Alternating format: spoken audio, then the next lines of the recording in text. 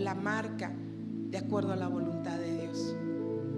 Queremos que Dios nos cumpla todos los antojos, como si fuera un Santa Claus enorme lleno con un costal de regalos que nada más está viendo a qué horas le pedimos para regalárnoslos. Y Dios nos da, porque Dios es generoso. Dios tiene grandes manos, generosas manos para darnos bendiciones que ni siquiera merecemos. ¿Estás de acuerdo?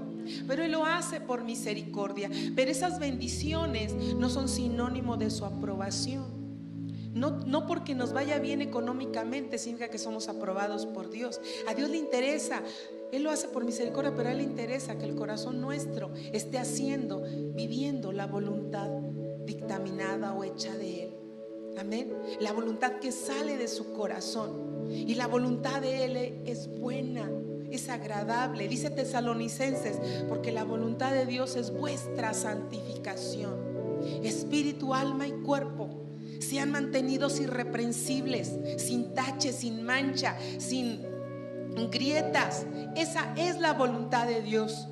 Pero tú y yo a veces peleamos porque como no alimentamos la vida espiritual, ¿verdad? Como no le damos el valor a la vida espiritual, entonces la carne empieza a tomar lugar. Y entonces empiezan las tendencias a regresar, empiezan las cosas del pasado a venir. Si yo era depresiva, viene otra vez esas tendencias a ganarme. Y entonces empiezo a pelear con Dios. ¿Por qué, Dios, permites esto? ¿Por qué me estás haciendo pasar esto? Pero es que Él no es el que te está haciendo pasar esto. Somos tú y yo los que decidimos meternos a eso, porque no queremos darle de comer a nuestra vida espiritual. Y nuestra vida espiritual, nuestro ser espiritual se alimenta, hermanos, de la oración, se alimenta de la palabra de Dios, pero no de una oración de queja, sino más bien una oración de entrega. La oración de entrega, donde rindes el corazón cada día, donde le dices: yo quiero parecerme a ti. Me falta tanto, pero quiero, está el anhelo en mi corazón, ¿sí? El anhelo de que tú me metas a esas cámaras, el anhelo de que tú me metas a ese lugar secreto, y quiero conocerte, porque si te conozco, nada afuera, ningún amor, ningún afecto, ningún logro, ningún reconocimiento, ninguna bendición material va a tener lugar, va a desplazar jamás al corazón transformado en ese lugar secreto. Meterte en serio con Dios no es nada más congregarte. Congregarte forma parte de meterte con Dios, pero no lo es todo. Porque hay gente que viene a la iglesia y solo se sienta y se va igual. Se sienta y se va igual y sigue decidiendo de acuerdo a su propia voluntad, a su propio intelecto, y sostiene una vida espiritual solamente de fachada, diciendo que es, pero no es. Porque y quiere que Jesús venga en su encuentro. Jesús venga para, no a su encuentro, pero Jesús que venga a resolverle las cosas, los problemas, que venga a resolverle sus necesidades. Y hay veces que hay gente que solamente viene a la iglesia a pedir trabajo, dinero, bendición, trabajo, dinero, bendición, y no funciona así. Queremos que nuestra nación cambie, pero también tenemos que aprender a cambiar nuestra manera de pensar, iglesia, porque somos llamados a hacer luz allá afuera, a resplandecer en medio de las tinieblas. Es responsabilidad de la iglesia, de una iglesia que camina de manera irreprensible, de manera en santidad, de manera voluntaria, en la perfecta voluntad de Dios, de una manera voluntaria y dócil. Y eso se nota, y la gente lo nota, porque la autoridad de Dios, como te lo dije, empieza a venir a tu vida. Empiezas a convertirte en una persona de peso. Y una persona de peso está fija en la tierra. En una persona con el peso de Dios no se le suben los frijoles a la cabeza cuando tiene un logro, cuando tiene una promoción, cuando tiene una bendición. Esta persona está ubicada porque hay peso de Dios en su vida. Hay peso de Dios en su corazón, porque está caminando en la perfecta voluntad de Dios y no está inestable, no está inmadura y no está insensible, porque la inestabilidad, la inmadurez y la insensibilidad son tres factores que nos sacan fuera de la jugada, por así decirlo, o nos sacan fuera de la voluntad de Dios. Porque cuando yo ya no escucho a Dios, y está bien claro, hermanos, yo quiero hacerte una pregunta. Cuando te enamoraste de Jesús, ¿no eras el primero que llegabas a la iglesia? Cuando te enamoraste de Jesús, la primera vez que vino a tu vida, la primera vez, ¿no eras Él el número uno para hablarle de todo lo que te pasaba? ¿Verdad que sí? Era hermoso.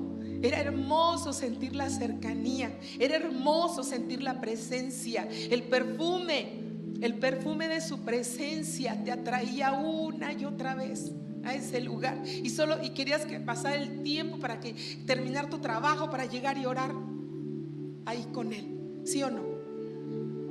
Eso era hermoso. ¿Por qué se ha perdido? Porque ahora ya no escuchamos igual, que el amado nos está llamando una y otra vez: ven, te extraño hijo, te extraño hija, te extraño tanto. ¿Cuánto tiempo tienes que no vienes a este lugar conmigo? Y luego decimos, estamos viviendo cosas, pecado, tendencias, situaciones repetidas del pasado vienen otra vez y decimos: ¿por qué? Si yo ya creía que ya lo había vencido, si yo creí que ya Dios me había liberado, ¿qué acaso Dios no me liberó? No, mi hermano, no es una cuestión de Dios, es una cuestión tuya y es una cuestión mía. Porque jamás, desde el momento en que llegamos a Dios, jamás en la cabeza de Dios estuvo que tú y yo nos saliéramos del camino de Dios. Y podemos estar en la iglesia y estar caminando en nuestros propios caminos, en nuestra propia voluntad, en nuestra propia necedad, y echarle la culpa y tomar como justificación que lo que estoy atravesando, la culpa la tiene Dios. Y Dios no es responsable. Ni siquiera es responsable de todo el saqueo y de toda la corrupción que hay aquí en nuestra nación. Es responsabilidad de nosotros, la iglesia, que en lugar de estar viendo cómo promovernos o cómo ser más famosos, deberíamos estar doblando las rodillas como iglesia para que Dios levante gente temerosa de Él en esos lugares de autoridad, hermanos. Es responsabilidad nuestra. Responsabilidad nuestra. ¿Sí? Perdóname, pero es así. Dice que Él nos hace aptos para hacer su voluntad. Él nos hace aptos en toda buena obra. Él no nos capacita para hacer lo malo, pero Él nos capacita para hacer lo bueno, ¿verdad? Y hacer su voluntad, porque a Él le agrada. Cada vez que tú y yo damos pasos de fe en esa voluntad perfecta de Dios, Él se sonríe una y otra vez cuando voltea a ver nuestra vida. Se sonríe. No sé si tienes la satisfacción. O sea, por ejemplo, yo ahorita en diciembre, que mi hijo se gradúa y se titula, fue una cosa que nos soltamos a llorar mi esposo y yo, porque fue algo de verdad. Él vivió tiempos bien difíciles en esta carrera y fue una satisfacción el que él estuvo a punto de desertar, pero continuó, y eso es algo que le agrada a uno de padre. Y yo lo veo con Dios así, cuando Él ve que no nos dejamos, que estamos ahí persistiendo, que estamos ahí, ¿verdad? Siendo constantes, a pesar de que a veces pues estamos rejegos o nos cuesta, pero ahí estamos obedeciendo. Llega el momento, iglesia, donde Él viene y pone la fuerza para que nosotros salgamos victoriosos y sigamos haciendo su voluntad. Pero yo te pido que recuerdes ese tiempo donde el número uno era Dios y no te importaba nada más que Dios. Y lo único que querías era agradarle. ¿Sí? Y que incluso pensabas en la muerte y decías: creo que no tengo miedo, creo que si viene esta situación a mi vida, solo voy a cruzar el umbral de una puerta y me va a estar esperando mi Padre con una gran fiesta, con todos sus hijos, y me van a decir: bienvenido a casa, bienvenido a casa. Y esa era la mentalidad. Pero hoy vemos que aún en la situación, en el mundo cristiano, en los cristianos, hay el temor.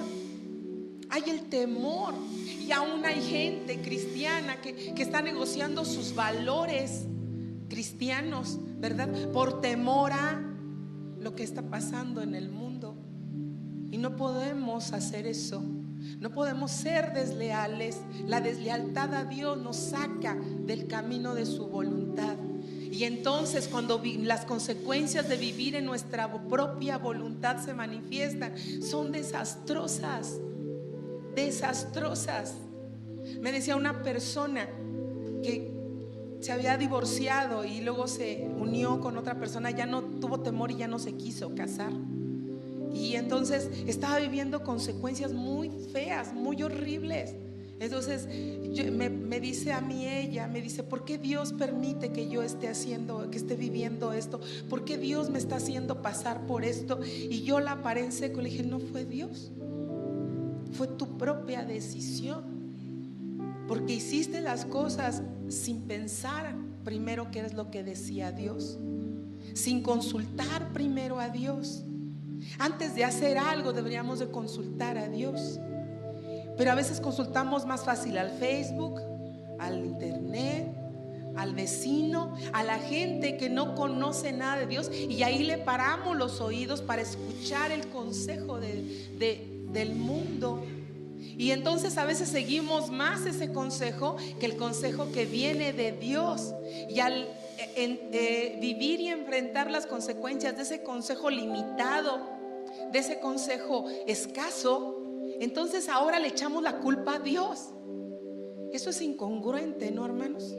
Pero ¿por qué? ¿Qué sucedió? Yo me he dado cuenta que empiezan a venir estas tres cosas cuando dejamos y no nos damos cuenta que nuestro temperamento se desborda y empieza a lastimar gente. Ahí estamos viendo que nuestras emociones suben y bajan. Ahí ya está hablando de algo. La primera ahí, ¿cuál es? La inestabilidad.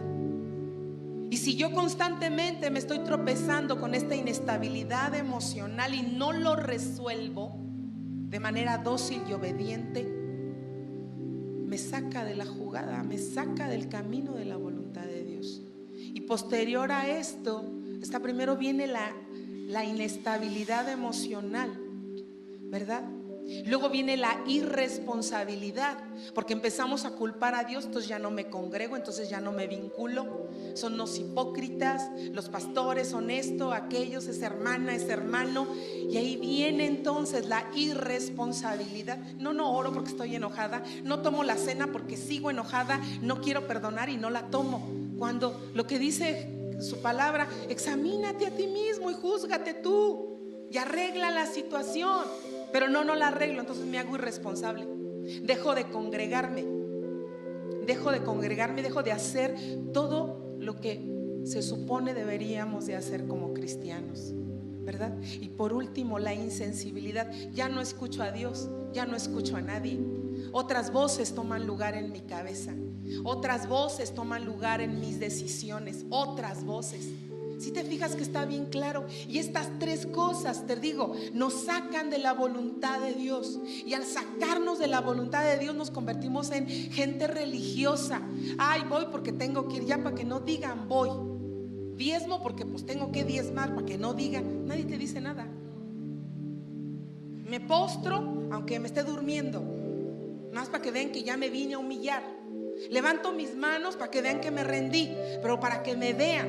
Pero entonces entramos en una religiosidad y en una vida de fachada. La vida de fachada o la vida religiosa se convierte en un ritual. Ya lo hemos visto. Y Dios no está buscando una iglesia de rituales. Dios no se va a casar con una iglesia religiosa. No se va a casar con una iglesia, no la conoce. No la conoce, y como no la conoce, no se va a acercar a tener intimidad o comunión con esa iglesia. Porque dice en la escritura que leímos de Marcos, dice que Jesús estaba en una reunión y llega la mamá y los hermanos. Fíjate, la mamá. Y la mamá tenía, o sea, la mamá fue un vaso digno de gracia delante de Dios, ¿verdad? Sin embargo, Jesús no fue de inicio muy aceptado en su casa con los suyos, sino de dónde sacaría lo que le dice a uno de sus discípulos, que nadie es profeta en su casa, ¿verdad? De inicio. Pero ¿qué le dice? Él voltea y les dice: mi madre y mis hermanos. Todo aquel que hace la voluntad de Dios, esa es mi madre, esos son mis hermanos. O sea, si te fijas, porque podemos ser gente religiosa y dar la imagen de que somos, pero finalmente no somos, o no serlo. Porque en el Apocalipsis, cuando Jesús hace la separación y llegan unos y les dicen: oye, pero si en tu nombre echamos fuera demonios, en tu nombre hicimos tal o cual cosa. ¿Y qué les dice? Yo no les conozco, quítenseme de aquí, váyanse, yo a ustedes ni los conozco. Y dice que hace la separación del trigo y la cizaña, de los chivos y las ovejas. Pero yo creo que también hace la separación mencionando esto de los religiosos y de los auténticos, de los que son realmente hijos de Dios. Por eso te decía, ¿qué has perdido desde que te encontraste la primera vez con Dios? ¿Qué has perdido hasta el día de hoy? ¿Qué es lo que ya no tienes al día de hoy? Porque eso que ya no tienes y que tenías cuando te enamoraste de Jesús, eso puede ser que te esté sacando hoy de la voluntad del Padre. Esa voluntad buena, esa voluntad agradable y esa voluntad perfecta. ¿Qué tan sensible estás a Dios? ¿Qué tan responsable eres de tu vida espiritual? ¿Qué tan estable eres en cuanto a tus decisiones? ¿Caminas por emociones o caminas por convicciones? A mí me dio así como que me saqué de onda el día del mundial hace 8 días que iba a jugar con México, y que unos lo decían bromeando, pero entre broma y broma la verdad se asoma, ¿verdad? ¿Que no se va a cancelar la reunión y que pasemos en las pantallas el partido? Óiganme, es un GPS, un gran par de zapes. ¿Sí va a haber reuniones el Día del Padre? Sí, porque no nomás vamos a festejar al Padre biológico, Estamos celebrando al Padre Celestial. Y hoy hermanos, me hacen una pregunta por mensaje: ¿sí va a haber servicio? Porque pues hoy es el día de las votaciones. Hermanos, no. ¿Sí me entiendes? O sea, recuérdate estas tres. Ahora, ¿qué tanta insensibilidad hay? ¿Qué tanta irresponsabilidad hay? ¿Y qué tanta inestabilidad hay hoy en tu vida? Que caminas por lo que sientes y no por lo que crees. Eso te saca, hermano, de la jugada. Te saca de la jugada. Te saca. Ahorita en el tema de las células, se va a tratar esta semana en una célula aquí, que es la que va más adelantada, la de Camargo. Todo lo que puedes perder por no congregarte, nada más por no congregarte. Ahora imagínate todo lo que perdemos por no orar, todo lo que perdemos por no discipularnos, todo lo que perdemos por no obedecer a Dios, todo lo que perdemos por estar jugando o peleando con Dios. No, Dios dice, pero yo digo que eso es sincretismo. Ya lo vimos, es sincretismo, una mente, un corazón dividido. Por eso el Dios de paz no puede llevarnos a crecimiento, no porque no quiera, no porque no pueda, sino porque le ha dado al ser humano la capacidad para decidir una eternidad con Él o una eternidad sin Él. ¿Estamos de acuerdo? Dios es soberano y su voluntad es soberana, aún sobre México. Dice Daniel 4:35: todos los habitantes de la tierra son considerados como nada, y Él hace según su voluntad en el ejército del cielo y en los habitantes de la tierra, y no hay quien detenga su mano y le diga: ¿qué haces? ¿Quién puede decirle a Dios: y cuando hacemos esto, ¿por qué estás haciendo esto, Dios? ¿Por qué lo permitiste? ¿Por qué? ¿Por qué? ¿Por qué? Eso es inestabilidad, irresponsabilidad e insensibilidad, iglesia. Perdóname, pero es así. ¿Sí? Ahora bien, la voluntad de Dios podemos conocerla. Dice Colosenses 1, del 9 al 10.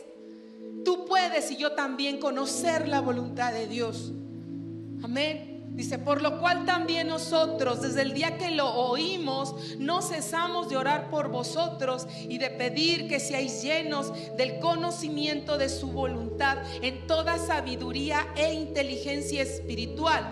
Sabiduría e inteligencia espiritual, para que andéis como es digno del Señor, agradándole en todo, llevando fruto en toda buena obra y creciendo en el conocimiento de Dios. Y hermano, se requiere de parte de Dios que nos dé inteligencia y sabiduría para hacer su voluntad. ¿Sabes por qué es así?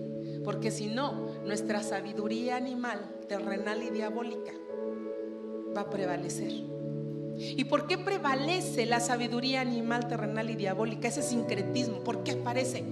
Porque lo único que estamos gritándole al mundo espiritual, al cielo y al infierno, ¿sabes qué es? Que le estamos dando de comer al animal. Que el animal es el que está gordo.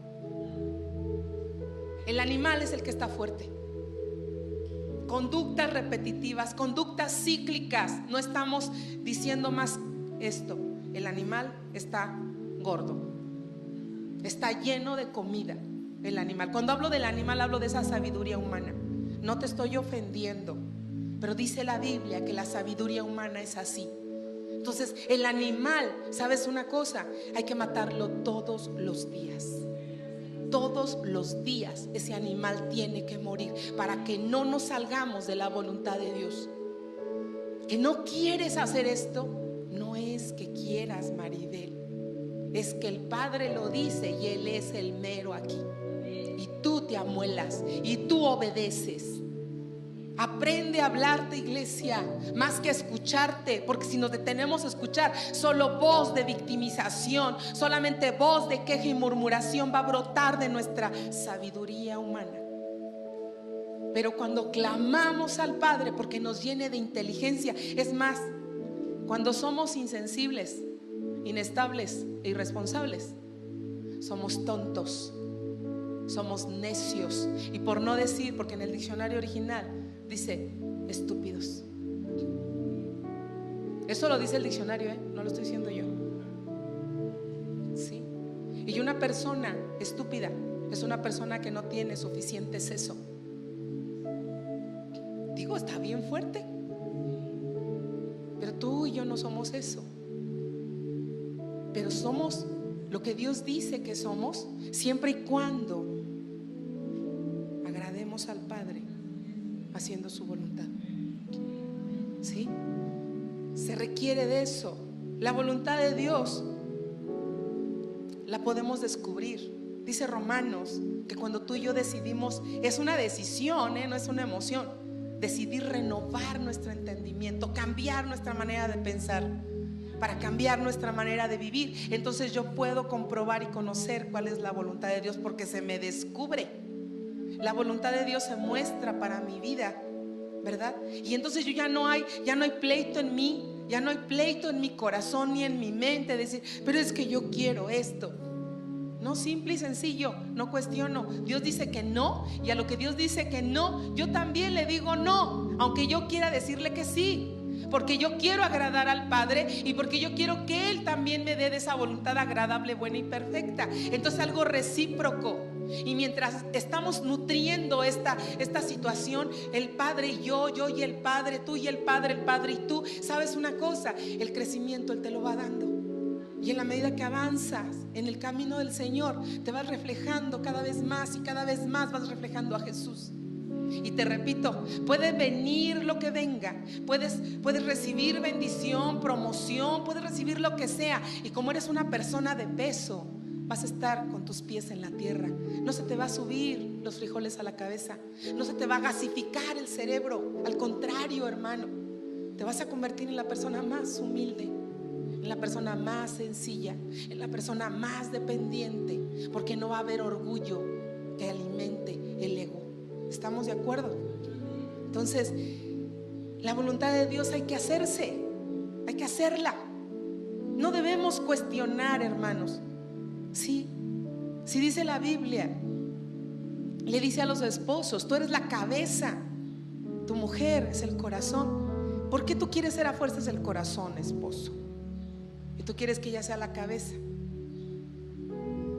Por la dependencia materna que prevalece en nuestra nación, que la mujer es la que saca el pato del agua. Y por eso las mujeres entran en caos cuando un hombre no toma su lugar. Eso hablando de los esposos, hablando de los hijos, porque hay hogares donde los hijos gobiernan, donde se hace lo que el hijo dice, donde la res sagrada o la vaca sagrada diga. Y entonces estamos nada más generando vacíos. Eso no es la voluntad de Dios. ¿Será la voluntad de Dios que un hijo golpee a su madre? ¿Verdad que no? ¿Será la voluntad de Dios que un hijo mate a su padre? No, eso no es la voluntad de Dios. ¿Y por qué cuando se viven estas situaciones en la gente le echa la culpa a Dios? ¿Será la voluntad de Dios que los niños pasen hambre, que estén abandonados, abusados? Esa será la voluntad de Dios. No es. ¿Por qué entonces le echamos la culpa a algo que Dios no ha determinado? Sino que son las consecuencias de nuestras decisiones. ¿Sí estamos de acuerdo? No somos nosotros, hermanos, los que tenemos que ser procesados por Dios. Y nosotros, te repito, necesitamos de toda la inteligencia y toda la sabiduría del Padre. Eso solo viene de Dios, no viene de los títulos, no viene de la universidad, no viene de los libros, no viene del dinero ni del reconocimiento, ni siquiera porque tengas un puesto político, ni siquiera porque pertenezcas a algún grupo. No viene de eso. La inteligencia y la sabiduría solo vienen del cielo, porque dice la palabra que toda dádiva y todo don perfecto desciende de lo alto, del Padre de las luces. Que aquel que necesite sabiduría hay que pedirla. Todo en el reino de Dios, todo en el reino de Dios, todo se consigue pidiendo, todo se consigue llamando, todo se consigue buscando, todo. Esa es la divisa que se mueve en el reino de Dios, en ese reino invisible ahora para ti, para mí, pero que será visible el día de mañana cuando el Señor venga y establezca su reino ya visible en esta tierra. Pero mientras eso suceda, tú y yo caminamos en esta tierra perteneciendo y siendo gobernados por un reino inconmovible. En el reino de Dios no hay enfermos, en el reino de Dios no hay corruptos, en el reino de Dios no hay rateros, en el reino de Dios no hay mentirosos, en el reino de Dios no hay doble vida, en el reino de Dios no hay nada de eso. El reino de amor, el reino de Dios está gobernado por el amor y la justicia y la verdad de Dios. Amén. Ahí no hay enfermos, ahí no hay pobres, ahí no hay gente en calamidad que esté lamiéndose las heridas, no saliendo de la victimización. Ahí no hay nada de eso. Estamos fuera del reino cuando tú y yo nos quedamos estacionados en una etapa de nuestra vida sin querer salir por nuestra resistencia a cambiar y por nuestra dureza para perdonar. ¿Estás de acuerdo? Entonces, la voluntad de Dios abarca muchas cosas, ¿sí? Cada vez que tú pides, a ver, dime una cosa, cada vez que tú pides porque tu corazón cambie, ¿tú crees que estás haciendo la voluntad de Dios o no? Estás haciendo la voluntad de Dios, ¿verdad? Cuando doblamos nuestras rodillas, cuando nuestro corazón se quebra, decirle: Dios, cámbiame, transfórmame. Eso es la voluntad de Dios. Y como es la voluntad de Dios, Él te escucha y Él va a hacerlo, porque estás pidiendo de acuerdo a su voluntad. ¿Será la voluntad de Dios que te unas en yugo desigual? No es la voluntad de Dios. ¿Por qué te tiene que ir bien? ¿Y por qué te enojas porque no te va bien si estás en yugo desigual? Perdóname, pero Dios no nos debe nada. Dios no nos debe nada. Son nuestras decisiones, hermanos. Decidimos, queremos que Dios venga y nos auxilie pronto. Queremos que venga Dios y nos resuelva la situación, pero no le conocemos y Él no nos conoce en su secreto. Porque en el secreto somos impresos, nuestro corazón se imprime su perfecta voluntad y caminamos no por emociones, sino por convicciones. Amén.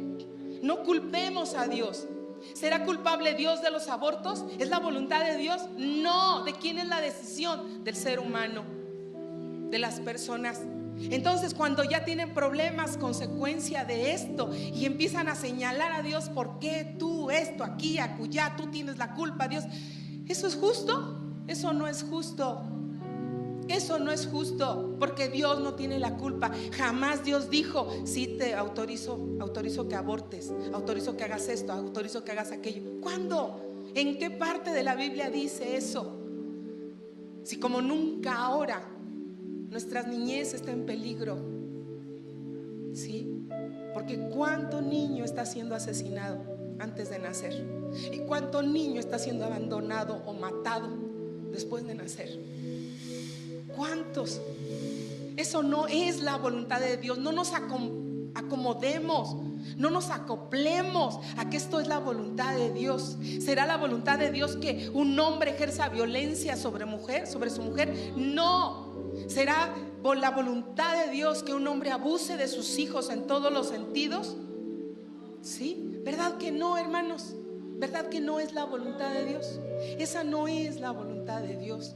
¿Por qué pretendemos aceptar que es la voluntad de Dios cuando no, en su corazón no está nada de eso? ¿Qué dice Romanos 12 del 1 al 2? Dice: así que, hermanos, os ruego por las misericordias de Dios que presentéis vuestros cuerpos en sacrificio vivo. Fíjate bien, hermano, presentéis vuestros cuerpos en sacrificio vivo. ¿Sabes por qué? ¿Sabes por qué? Porque nuestro cuerpo es el vehículo por el cual hacemos cosas incorrectas. Dice: en sacrificio vivo, santo, agradable a Dios, que es vuestro culto racional. No os conforméis a este siglo, sino transformaos por medio de la renovación de vuestro entendimiento, para que comprobéis cuál sea la voluntad, la buena voluntad de Dios, que agradable y perfecta. Amén.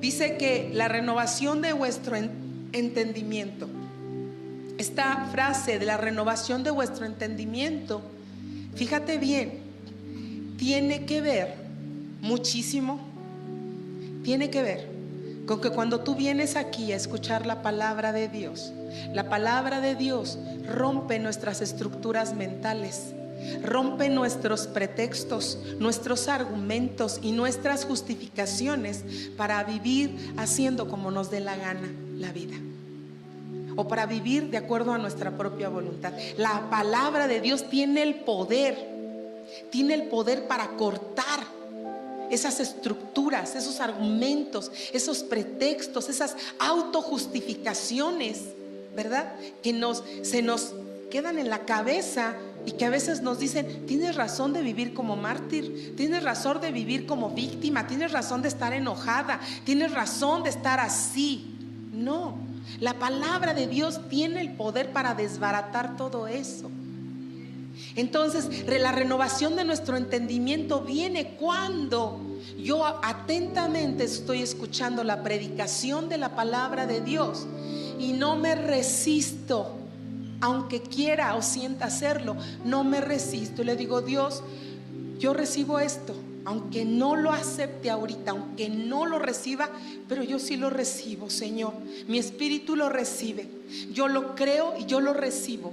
Haz tu buena obra en mí y haz tu perfecta voluntad en mi vida. Y cuando, a pesar de nuestra resistencia, hermanos, ponemos de nuestra parte una actitud dócil para decir: haz tu voluntad en mi vida, el Padre más fácil desbarata todos esos argumentos y todas esas justificaciones para vivir fuera de Dios, porque a Él le agrada, Él quiere. No importa que estemos feos, que estemos gordos, flacos, morenos, güeritos, altos, chaparros, en Él no hay